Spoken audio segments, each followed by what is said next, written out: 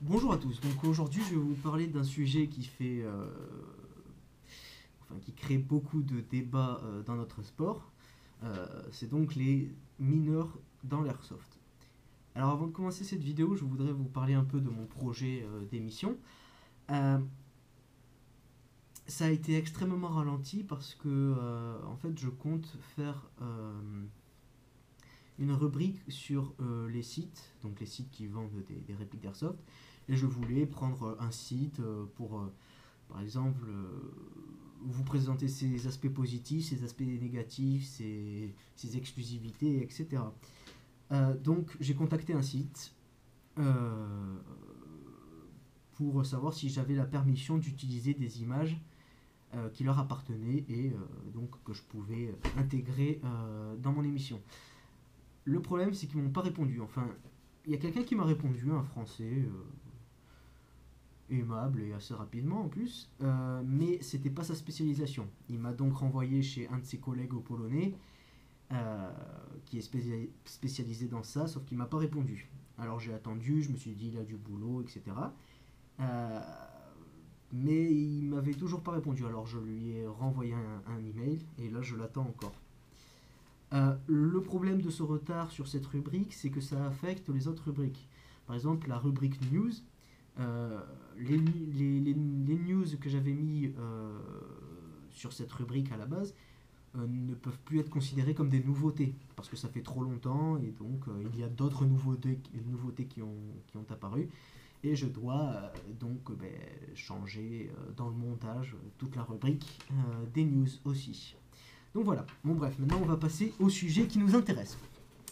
Alors comme vous le savez, l'airsoft est de plus en plus connu, que ce soit dans notre pays ou dans tous les autres pays du monde, et donc du coup il y a de plus en plus de gens qui s'y intéressent et qui s'y mettent. Euh, et forcément, il y a de plus en plus de mineurs aussi qui s'y intéressent. Alors, euh, est-ce que c'est une bonne chose, est-ce que c'est une mauvaise chose? Ça, euh, je vais répondre partiellement, on va dire. Tout d'abord, je vais parler de la loi. Donc, les mineurs, ils sont très présents donc aujourd'hui dans notre sport. Il y en a énormément. Euh, D'ailleurs, pour prendre un exemple, 25% de mes vues sur mes vidéos euh, sont des vues faites par des mineurs. Donc voilà, c'est quand même assez important. Et il y a aussi des pages consacrées à l'airsoft et aux mineurs qui se créent. Par exemple, la page France Airsoft Mineur sur Facebook. Il me semble que c'est France Airsoft Mineur. Où là, il y a vraiment un bon concentré de mineurs à l'airsoft. Alors, la loi, qu'est-ce qu'elle dit sur la loi? Le problème des mineurs et de ces pages, c'est que elles véhiculent souvent des mauvaises idées ou des mauvaises connaissances par rapport à la loi. Euh, Tout le monde sait que la loi dit que la pratique de l'airsoft est illégale pour un mineur, avec des répliques de plus de 0,08 joules, mais certains disent qu'il y a des exceptions, par exemple dans une association, des trucs de ce genre. Je suis là pour vous dire que c'est absolument faux. La loi interdit les mineurs d'avoir des répliques d'airsoft de plus de 0,08 joules, quel que soit le cas. Techniquement et théoriquement, la loi ne dit pas, n'interdit pas euh, un mineur de pratiquer de l'airsoft. Techniquement. Sauf qu'il y a ce décret, le décret numéro 90-220, il me semble, qui dit que la mise à disposition à titre gratuit ou pour la vente à des personnes mineures est strictement interdite. Donc, même si théoriquement un mineur peut pratiquer l'airsoft, ce décret indirectement leur interdit. Parce que pour pratiquer l'airsoft, évidemment, il faut des répliques d'airsoft. Et si elles sont supérieures à une puissance de 0,08 joules, ils ne respectent pas le décret, sont donc en infraction et donc dans l'illégalité. Et ça, quel que soit le cas. Que ce soit dans une association ou pas, même si le mineur est accompagné d'un majeur ou de 100, ça change absolument rien. Tant que vous n'avez pas 18 ans, vous ne pouvez pas toucher à une réplique de plus de 0,08 joules, quel que soit le cas. Après, il y a des exceptions, mais ça en Belgique, que en Belgique, pas en France. En Belgique, un mineur de 16 ans peut utiliser des répliques euh, qui équivaut aux nôtres, mais accompagné uniquement d'un majeur. Mais en France, c'est pas le cas. C'est niet. C'est une réplique de 0,08 joules avec un mineur, c'est interdit. Donc voilà. Alors, sans pour autant donner une position favorable ou défavorable aux mineurs, je vais parler de quelques trucs que j'ai vus et qui m'ont dérangé. Alors, par où commencer? Déjà, pour moi, les mineurs, alors quand je dis mineurs, ça me fait chier parce que ça regroupe, lorsqu'on est mineur, les gens de 0 à 18 ans. Et je pense qu'entre 0 et 18 ans, il y a une très grande marge. Même entre 11 et 18 ans, par exemple. Moi, je vais pas vous mentir, je vais être franc avec vous, j'ai commencé l'airsoft quand j'avais 17 ans, et donc quand j'étais mineur. Mais je pense que la différence entre la différence entre avoir 17 ans et 18 ans est très mince, voire inexistante. C'est pas parce que tu as 18 ans que tu seras plus mature lorsque tu avais 17 ans. Donc voilà, et je préfère largement voir un mineur de 17 ans jouer en respectant toutes les règles de l'airsoft qu'un majeur, donc 18, 20, 30, 40, 90 ans, même si je pense qu'à 90 ans tu fais pas de l'airsoft, qui pratique l'airsoft en ne respectant pas les règles. Donc voilà. Mais le problème, c'est que si on veut défendre les mineurs, ou alors les attaquer,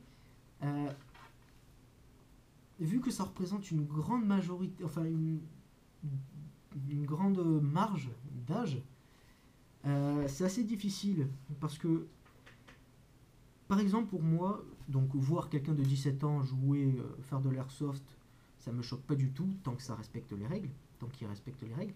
Mais voir quelqu'un des gamins, parce que ce sont des gamins à cet âge, de 11, 12, 13 ans, faire de l'airsoft, ça me dérange énormément. Parce que pour moi, la plupart des personnes dégradant l'image de l'airsoft sont mineurs. Sont mineurs et particulièrement dans les âges de 12, 13, 14 ans. Je m'explique, parce qu'à cet âge-là, on n'a pas forcément les valeurs qu'on doit avoir pour pratiquer l'airsoft. Il y a le fair play, le respect, etc. Et donc on voit beaucoup de mineurs, par exemple, pour prendre un exemple d'une vidéo que j'ai vue sur YouTube, c'était deux personnes qui s'amusaient à tirer sur une canette. Bon, rien de grave, sauf que j'ai relevé 4 infractions, on va dire. Ces deux personnes ne portaient pas de lunettes. La règle la plus importante de l'airsoft qui n'est pas respectée. Deuxièmement, le mec qui tirait a pointé sa réplique sur le mec qui filmait, sans trigger discipline. La trigger discipline, pour ceux qui ne connaissent pas, c'est le fait de ne jamais mettre le doigt sur la gâchette tant qu'on n'est pas en position de tir, en joue, et tant qu'on n'a pas sa cible en ligne de mire et qu'on est sûr de tirer. Et donc, il jouait aussi sur un terrain privé, sur un terrain public, excusez-moi. Donc voilà. Tout ceci peut quand même dégrader l'image de l'airsoft. Après, je ne dis pas que les mineurs sont les seuls responsables de la dégradation de l'image de l'airsoft. Il y a des majeurs qui dégradent l'image de l'airsoft. Comme par hasard, il y a 2-3 semaines, il me semble, il y a des mecs en France, des adultes, des majeurs, j'insiste bien, qui se sont mis en tenue d'airsofter, qui ont pris leur réplique et qui se sont amusés à jouer aux flics. Ils ont arrêté des voitures et ont demandé les papiers, le permis de conduire, la pièce d'identité au conducteur. Alors, on est d'accord, c'est extrêmement con de leur part. D'ailleurs, ce serait marrant qu'ils regardent cette vidéo, parce que je ne traite pas les gens de cons lorsque je ne les connais pas, mais alors eux, waouh, faut quand même être sacrément con pour faire ça. Donc voilà. Et d'ailleurs aussi au Japon, enfin dans un pays asiatique, il y a un mec qui s'est trimballé en treillis militaire avec la cagoule sur la tête, comme moi en visage caché, et ça réplique dans les métros, il me semble. Il s'est donc fait arrêter. Et ça, le problème, c'est que ça dégrade énormément l'image de notre sport.